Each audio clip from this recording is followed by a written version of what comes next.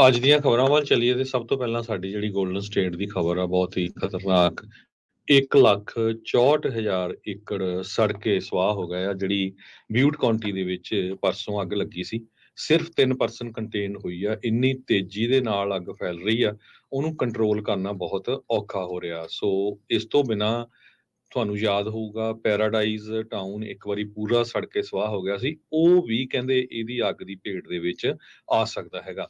National weather service ਨੇ red flag warning northern Sacramento valley ਦੇ ਵਿੱਚ ਜਾਰੀ ਕਰ ਦਿੱਤੀ ਹੈਗੀ ਆ। ਫੋਰਕਾਸਟਰਸ ਇਹ ਕਹਿ ਰਹੇ ਆ ਵੀ 30 ਮੀਲ ਪਰ ਆਵਰ ਦੇ ਹਿਸਾਬ ਨਾਲ ਹਵਾਵਾਂ ਚੱਲ ਰਹੀਆਂ ਤੇ ਹਿਊਮਿਡਿਟੀ ਬਹੁਤ ਘੱਟ ਆ ਤੇ ਸਾਰਾ ਕੁਝ ਸੁੱਕਾ ਪਿਆ। ਇਹਦੇ ਨਾਲ ਅੱਗ ਬਹੁਤ ਤੇਜ਼ੀ ਦੇ ਨਾਲ ਫੈਲ ਰਹੀ ਹੈਗੀ ਆ। ਇਸ ਤੋਂ ਬਿਨਾਂ ਇੱਕ ਲੇਕ ਐਲਸੇਨੋਰ ਦੇ ਵਿੱਚ ਵੀ ਅੱਗ ਲੱਗੀ ਹੋਈ ਆ, ਉਹ ਵੀ ਬਹੁਤ ਤੇਜ਼ੀ ਦੇ ਨਾਲ ਫੈਲ ਰਹੀ ਹੈਗੀ ਆ। ਫਲਿਨ ਫਾਇਰ ਨੇ ਕਰਕੇ ਜੋ ਇੰਟਰਸਟੇਟ 580 ਆ ਅਲਟਾਮੌਂਡ ਏਰੀਏ ਦੇ ਵਿੱਚ, ਉਸ ਨੂੰ ਸ਼ਟ ਡਾਊਨ ਕਰਨਾ ਪਿਆ ਹੈਗਾ। ਬਿਊਟ ਕਾਉਂਟੀ ਦੇ ਸ਼ੈਰਿਫ ਆਫਿਸ ਨੇ ਇਵੈਕੂਏਸ਼ਨਸ ਜਾਰੀ ਕਰ ਦਿੱਤੇ ਆ ਨਾਰਥ ਈਸਟ ਆਫ ਚੀਕੋ ਜੁਬਾ ਸਿਟੀ ਦੇ ਲਾਗੇ ਅੱਗੇ ਜਾ ਕੇ। ਉਸ ਏਰੀਏ 'ਚ ਆਪਣੇ ਪੰਜਾਬੀ ਜੁਬਾ ਸਿਟੀ ਤੁਹਾਨੂੰ ਪਤਾ ਹੈ ਵੀ ਬਹੁਤ ਵੱਡੀ ਗਿਣਤੀ 'ਚ ਰਹਿੰਦੇ ਆ। ਸੋ ਜਿਹੜੀ ਅੱਗ ਆ ਬਹੁਤ ਤੇਜ਼ੀ ਨਾਲ ਫੈਲ ਰਹੀ ਆ। ਈਵਨ ਫੀਮਾ ਵਾਲਿਆਂ ਨੇ ਵੀ ਹੈਲਪ ਦਿੱਤੀ ਹੈਗੀ ਆ। 1300 ਤੋਂ ਵੱਧ ਫਾਇਰ ਫਾਈਟਰ ਲੱਗੇ ਹੋਏ ਆ। ਹੁਣ ਹੋਰ ਜਿਹੜੇ ਫਾਇਰ ਫਾਈਟਰਸ ਆ ਉਹਨਾਂ ਨੂੰ ਵੀ ਬੁਲਾਇਆ ਗਿਆ ਆ ਪੂਰੀ ਸਟੇਟ ਦੇ ਵਿੱਚੋਂ। Red flag warning, high fire danger, ਇਹ ਜੋ ਇਸ਼ੂ ਕੀਤੀ ਗਈ ਆ। ਕੱਲ ਆਪਾਂ ਖਬਰ ਸਾਂਝੀ ਕੀਤੀ ਸੀ ਵੀ ਕਿਸ ਤਰ੍ਹਾਂ ਇੱਕ 42 ਸਾਲਾਂ ਦੇ ਬੰਦੇ ਨੂੰ ਅਰੈਸਟ ਕੀਤਾ ਗਿਆ, ਜਿਸ ਦੀ ਕਾਰ ਨੂੰ ਅੱਗ ਲੱਗੀ ਸੀ, ਜਿਸ ਨੇ ਡਿੱਚ ਦੇ ਵਿੱਚ ਸਿੱਟ ਦਿੱਤੀ, ਜਿਹਦੇ ਕਰਕੇ ਜਿਹੜੀ ਅੱਗ ਵਧੀ ਹੈਗੀ ਆ।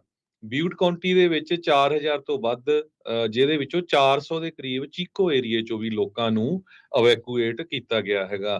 ਸੋ ਉਹਨਾਂ ਨੇ ਕਿੱਥੇ ਰਹਿਣਾ, ਗਰਮੀ ਇੰਨੀ ਜ਼ਿਆਦਾ ਆ। ਜਿਹੜੇ ਫਾਇਰ ਫਾਈਟਰਸ ਫਾਈਟ ਕਰ ਰਹੇ ਆ ਉਹਨਾਂ ਲਈ ਇਸ ਟਾਈਮ ਬਹੁਤ ਔਖਾ ਆ। ਡਰਕੀ ਫਾਇਰ ਇਸ ਤੋਂ ਬਿਨਾਂ ਔਰੀਗਨ 'ਚ ਲੱਗੀ ਹੋਈ ਆ, ਜਿਹਦੇ ਨਾਲ 2,88,000 ਏਕੜ ਸੜ ਕੇ ਸਵਾਹ ਹੋ ਗਏ। ਟੋਟਲ ਔਰੀਗਨ ਤੇ ਵਾਸ਼ਿੰਗਟਨ ਦੇ ਵਿੱਚ 43 ਅੱਗਾਂ ਲੱਗੀਆਂ ਹੋਈਆਂ ਹੈਗੀਆਂ ਆ।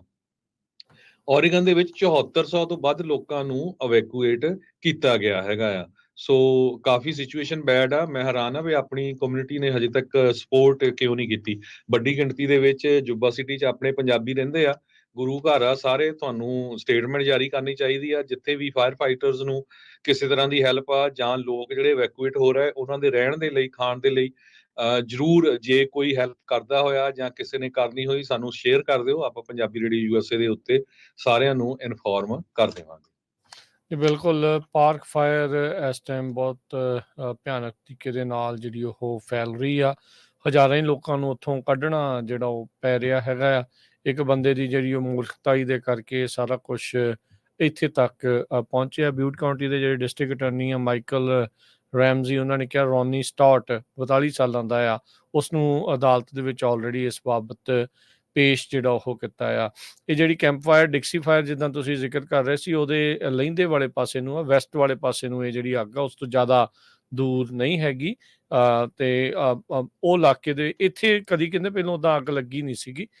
ਇਹ ਨੋਨ ਨਹੀਂ ਸੀਗਾ ਵੀ ਇਹ ਫਾਇਰ ਪ੍ਰੋਨ ਏਰੀਆ, ਪਰ ਕਿਉਂਕਿ ਇੱਥੇ ਕਿਸੇ ਨੇ ਜਿਹੜੀ ਉਹ ਅੱਗ ਲਾਈ ਆ, ਇਹਦੇ ਕਰਕੇ ਜਿਹੜੇ ਹਾਲਾਤ ਆ ਵੱਧ ਤੋਂ ਬੱਤਰ ਜਿਹੜੇ ਉਹ ਬਣ ਰਹੇ ਨੇ। ਆਲੇ ਦੁਆਲੇ ਥੋੜ੍ਹਾ ਜਿਹਾ ਆਉਣ ਵਾਲੇ ਦਿਨਾਂ ਦੇ ਵਿੱਚ ਥੋੜ੍ਹੀ ਜਿਹੀ ਰਾਹਤ ਫਾਇਰ ਫਾਈਟਰਸ ਨੂੰ ਇਸ ਕੋਲੋਂ ਮਿਲ ਸਕਦੀ ਆ ਵੀ ਟੈਂਪਰੇਚਰ 5-7 ਡਿਗਰੀ ਜਿਹੜਾ ਉਹ ਡਾਊਨ ਜਾਣਾ ਆ, 100 ਤੋਂ ਥੱਲੇ ਆ ਰਿਹਾ ਆ।